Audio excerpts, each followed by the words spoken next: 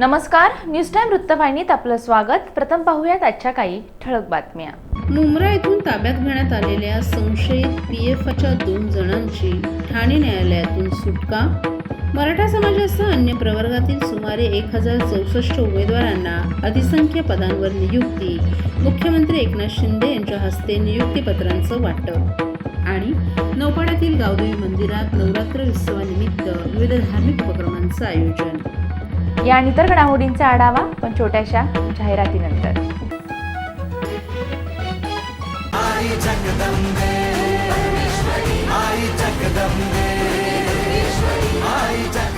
गुरुवर्य धर्मवीर आनंद दिघे साहेबांनी ठाण्यातील टेंभी नाका येथे भक्तीचा जागर भरवला आणि नामदार मुख्यमंत्री एकनाथजी शिंदे साहेबांनी तो जागवला. अशी नवसाला पावणारी टेंभी नाक्याची आई दुर्गेश्वरी वेळ आली आहे तिच्या समोर नतमस्तक होण्याची. 26 सप्टेंबर ते 5 October 2022 Tembhi Naka Thane. TJSB take over loan. अधिक बचतीसाठी आजच तुमचे घर कर्ज, घर तारण कर्ज, शैक्षणिक कर्ज, व्यावसायिक कर्ज ट्रान्सफर करा आणि मिळवा आकर्षक व्याजदर, शून्य प्रक्रिया, मूल्यांकन व इतर शुल्क. तसेच नवीन किंवा अतिरिक्त गॅरंटरची आवश्यकता नाही. लवकरच संपर्क साधा आपल्या जवळच्या TJSB सहकारी बँकेच्या शाखेशी किंवा कॉल करा 1800-223-466 किंवा 1800-266-3466.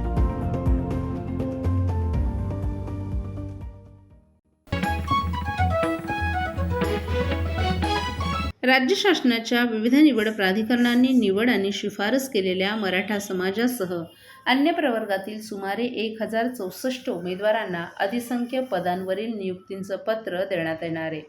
त्यातील 78 उमेदवारांना प्रातिनिधिक स्वरूपात काल मुख्यमंत्री एकनाथ शिंदे आणि उपमुख्यमंत्री देवेंद्र फडणवीस यांच्या हस्ते विविध विभागातील नियुक्तीपत्र प्रदान करण्यात आली.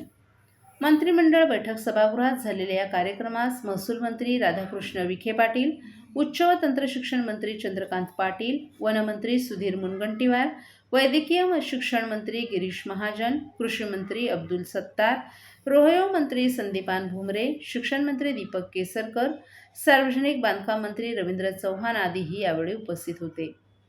शैक्षणिक आणि सामाजिकदृष्ट्या मागासवर्ग प्रवर्गास सरळ सेवेत 16% आरक्षणाचा निर्णय 2014 मध्ये झाला होता. त्यास उच्च न्यायालयानं नोव्हेंबर 2014 मध्ये स्थगिती दिली. तर 2018 मध्ये सामाजिक आणि शैक्षणिकदृष्ट्या मागासवर्ग या सरळ सेवेत 13% आरक्षण देण्याचा कायदा करण्यात आला. सर्वोच्च न्यायालयानं 9 सप्टेंबर 2020 रोजी या कायद्याला स्थगिती दिली होती. तर 5 मे 2021 रोजी सर्वोच्च न्यायालयानं हा कायदाच रद्द केला. न्यायालयीन स्थगिती, कोरोनामुळे असलेले लॉकडाऊन, 2015 आणि 2020 या वर्षात शासकीय पदभरतीला निर्बंध होते. मात्र 2014 ते 9 सप्टेंबर 2020 या कालावधीत जे शासकीय पदभरती झाली त्यातील नियुक्तीकरिता शिफारस आणि पात्र उमेदवारांना न्यायालयीन स्थगिती आदेश, कोरोना लॉकडाऊनमुळे मराठा समाज तसंच अन्य प्रवर्गातील उमेदवारांना नियुक्तीपत्र दिलं नव्हतं. ऑगस्ट 2022 मध्ये झालेल्या विधिमंडळाच्या पावसाळी अधिवेशनात महाराष्ट्र अधिसंख्य पदांची निर्मिती आणि निवड केलेल्या उमेदवारांची नियुक्तीबाबत कायदा संमत करण्यात आला. त्यानुसार सामान्य प्रशासन विभागानं या संदर्भात 8 सप्टेंबर 2022 रोजी राजपत्र प्रसिद्ध केलं आणि 21 सप्टेंबर 2022 रोजी शासन निर्णय देखील जाहीर करण्यात आला असून त्याची अंमलबजावणी सुरू आहे. अधिसंख्य पदांवर नियुक्ती देण्यात येणाऱ्या उमेदवारांची संख्या 1064 आहे. त्यामध्ये सामान्य प्रशासन विभाग, महसूल व वन विभाग, कृषी, पदम, वित्त, ग्रामविकास, नगरविकास, उद्योग, ऊर्जा व कामगार विभाग, महाराष्ट्र औद्योगिक विकास महामंडळ, आदिवासी विकास, सार्वजनिक बांधकाम विभाग, गृह, राज्य उत्पादन शुल्क, शालेय शिक्षण, वैद्यकीय शिक्षण, औषधी द्रव्य विभाग अशा विविध विभागांमध्ये विविध संवर्गात त्यांना नियुक्ती देण्यात येणार आहे. त्यातील सर्वाधिक 743 उमेदवार हे ऊर्जा विभागातील असून महानिर्मिती, महावितरण यामधील 743 पैकी सुमारे 60% उमेदवारांची कागदपत्रांची पडताळणी करून त्यांना नियुक्तीपत्र देण्यात आले. महाराष्ट्र शासनाच्या मार्गदर्शक सूचना आणि माननीय जिल्हाधिकारी यांच्या आदेशानुसार 28 सप्टेंबर रोजी ठाणे महानगरपालिका मुख्यालय आणि सर्व प्रभाग समिती कार्यालय येथे आंतरराष्ट्रीय माहिती अधिकार दिन साजरा करण्यात आला. या दिनाचा औचित्य साधून डॉक्टर विपिन शर्मा, प्रशासक तथा महापालिका आयुक्त, महानगरपालिका यांच्या मार्गदर्शनाखाली बुधवारी 28 सप्टेंबर रोजी नरेंद्र बळाळ सभागृहात सकाळी 11 वाजता माहिती अधिकाराविषयी जागृती करणाऱ्या व्याख्यानाचं आयोजन करण्यात आलं होतं. 28 सप्टेंबर हा दिवस आंतरराष्ट्रीय स्तरावर माहिती अधिकार दिन म्हणून साजरा करण्यात येतो. नागरिकांना शासन दरबारी नेमकं काय चाललंय हे समजून घेण्याचा अधिकार अर्थात माहितीचा अधिकार मिळाला आहे आणि त्याचं महत्त्व सकल जनांना पटावं याकरिता आंतरराष्ट्रीय माहिती दिन व्यापक स्वरूपात साजरा करण्यात येतो. माहितीचा अधिकार अधिनियम 2005 हा कायदा देशभरात सन 2005 पासून लागू झाल्यापासून देशातील आणि राज्यातील भ्रष्टाचाराला मोठ्या प्रमाणावर अंकुश बसतोय.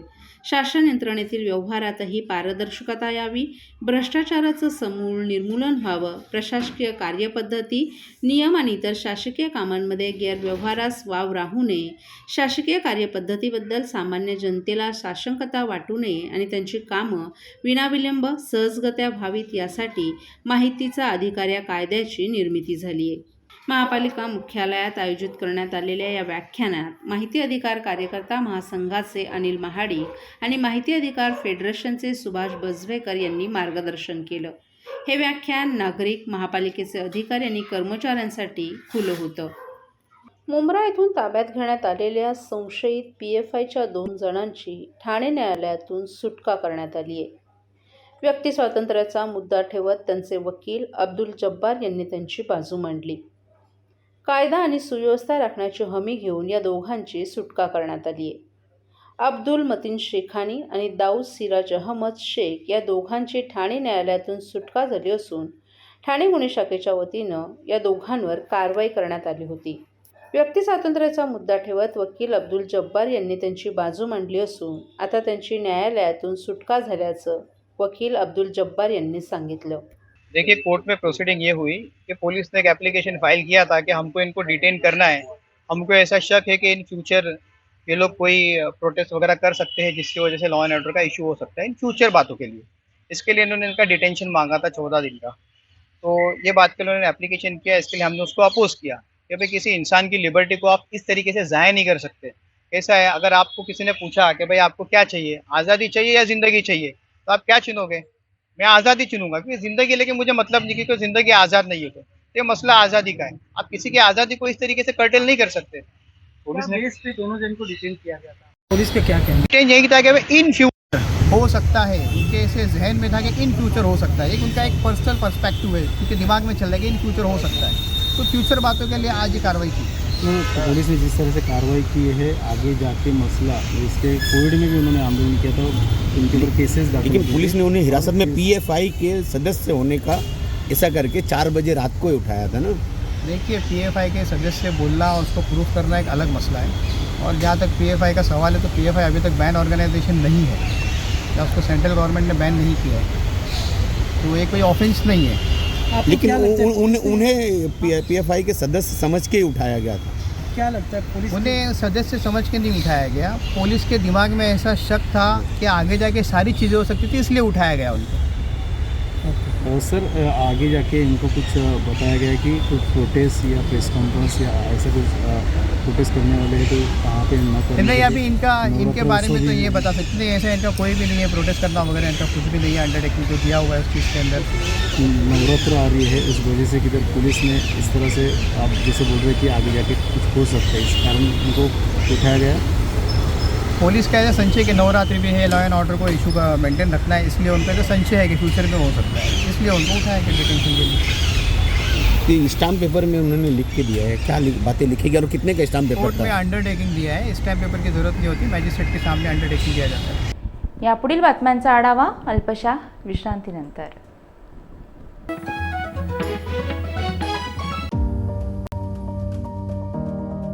TJSB take over loan.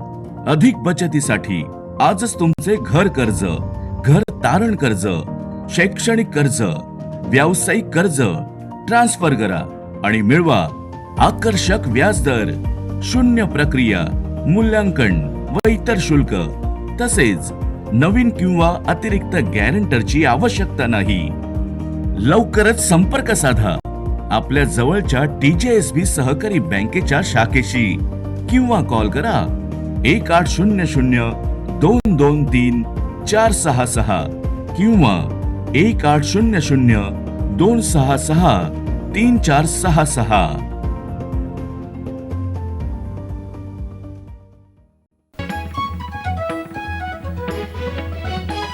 Tembhi नाक्यावर आयोजित नवरात्र उत्सवात काल स्वर्गीय धर्मवीर आनंद दिघे यांची बहीण अरुणा गडकरी आणि त्यांच्या कुटुंबियांनी उपस्थित राहून देवीचं दर्शन घेतलं. महाराष्ट्रातील सुप्रसिद्ध देवांपैकी एक म्हणजे धर्मवीर आनंद दिघे यांची ठाण्यातील दुर्गेश्वरी देवी होय. ठाण्यातील सर्वात मोठा उत्सव म्हणजे आनंद दिघे यांच्या देवीचा आगमन सोहळा असून यंदाचं या नवरात्र उत्सवाचं हे 46वं वर्ष आहे.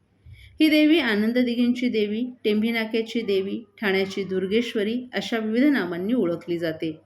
या देवीचे दर्शन घेण्यासाठी भाविक लाखोंच्या संख्येनं गर्दी करतात. नवरात्र उत्सवात गरबा दांडिया खेळण्याचा उत्साह आणि जल्लोष पाहायला मिळतो.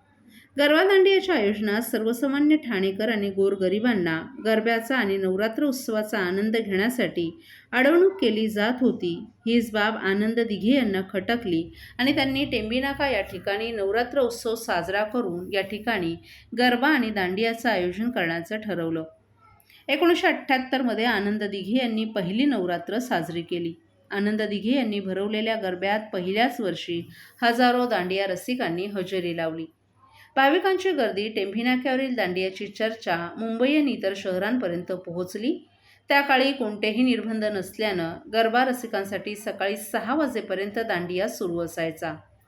लालबागच्या राजाचं दर्शन घेण्यासाठी आता जेवढी भाविकांची गर्दी असते त्याहूनही जास्त गर्दी आनंद दिघे यांच्या टेंभी नाक्यावरील देवीच्या दर्शनाला व्हायला लागली होती. आनंद दिघे यांच्या मृत्यू पश्चातही येथील नवरात्र उत्सवाची परंपरा अखंडितपणे सुरू असून ठिकठिकाणहून भक्तगण उपस्थित राहून देवीचं दर्शन घेतात. काल या निमित्तानं आनंद दिघे यांची बहीण अरुणा गडकरी, त्यांचे पती सुधीर गडकरी, मुलगा आणि सून यांनीही उपस्थित राहून देवीचं दर्शन घेतलं. तर आनंद दिघे यांचे पुतणे केदार दिघे यांनीही याआधीच उपस्थित राहून देवी दर्शनाचा लाभ घेतला. ठाणे शहराच्या नौपाडा भागातील गावदेवीचं मंदिर हे ठाणेकर भाविकांचं श्रद्धास्थान आहे. यंदा गावदेवी मंदिराची स्थापना होऊन 106 वर्ष पूर्ण होत असून येथील ग्रामदेवतेची सुबक मूर्ती ही भाविकांना आकर्षित करीत असते. नवरात्र उत्सवाच्या काळात ठाणे जिल्ह्यातील हजारो नागरिक या मंदिरात दर्शनासाठी गर्दी करतात. 1916 रोजी भंडारी समाजातील नारायण हिराजी वारे यांनी गावदेवी मंदिराची स्थापना केली होती. संकटापासून आपल्या गावाचं आणि शहराचं रक्षण व्हावं यासाठी भंडारी समाजाकडून देवीची स्थापना ठाणे पूर्व येथे करण्यात आली होती. सध्या नौपाडा भागात असणारं देवीचं मंदिर काही वर्षांपूर्वी ठाणे रेल्वे स्थानकाच्या फलाट क्रमांक 6 येथे होतं. कालांतरानं ठाणे शहराचा विस्तार झाल्यानं रेल्वे स्थानकाची जागा अपुरी पडू लागली. तेव्हा रेल्वे स्थानकापासून 5 मिनिटाच्या अंतरावर असलेल्या गोखले रोड नौपाडा येथे गावदेवी मंदिराची उभारणी करून देवीची प्रतिष्ठापना करण्यात आली. 2001 मध्ये गावदेवी मंदिराच्या नवीन विश्वस्त मंडळ तयार करण्यात आलं. यामध्ये अध्यक्ष अशोक भट्टे, सरचिटणीस भालचंद्र वारे, खजिनदार विजय साळुंखे यांचा विश्वस्त मंडळात समावेश करण्यात आला. मुख्य विश्वस्तांनी जुनी झालेल्या मंदिराची वास्तूची पुनर्बांधणी करण्याचा चंग बांधला. वर्तमानातील सुधारणा केलेली मंदिराची वास्तू गावदेवीच्या दर्शनासाठी येणाऱ्या भाविकांचं मन प्रसन्न करते. मंदिरात गावदेवीसह दगडात कोरलेल्या सेवकांच्याही मूर्त्या आहेत. दरवर्षी गावदेवी मंडळाकडून भाविकांना स्वतः देवीची ओटी भरण्याची परवानगी दिली जाते. त्यामुळे नवरात्र उत्सवात महिलांची मंदिराबाहेर मोठी रांगही पाहायला मिळते. गावदेवी ही भक्तांच्या सर्व मनोकामना पूर्ण करते अशी येथे येणाऱ्या भक्तांची आस्था असल्याचं ट्रस्टचे अध्यक्ष अशोक भट्टे यांनी सांगितलं.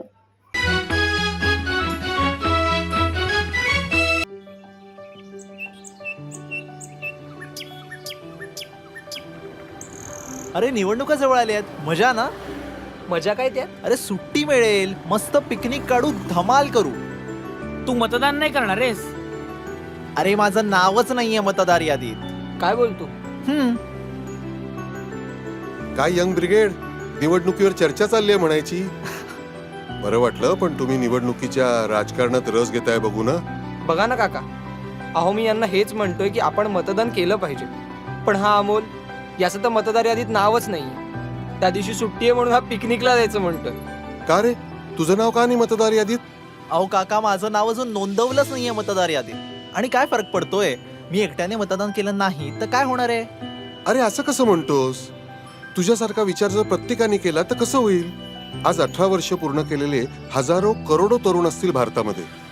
त्या सगळ्यांनी तसा विचार केला तर. आणि काय रे, तुम्ही देश बदलायची गोष्ट करता आणि मग मतदानासारख्या महत्वाच्या कामाला नकार का देता? आणि तुझं काय रे?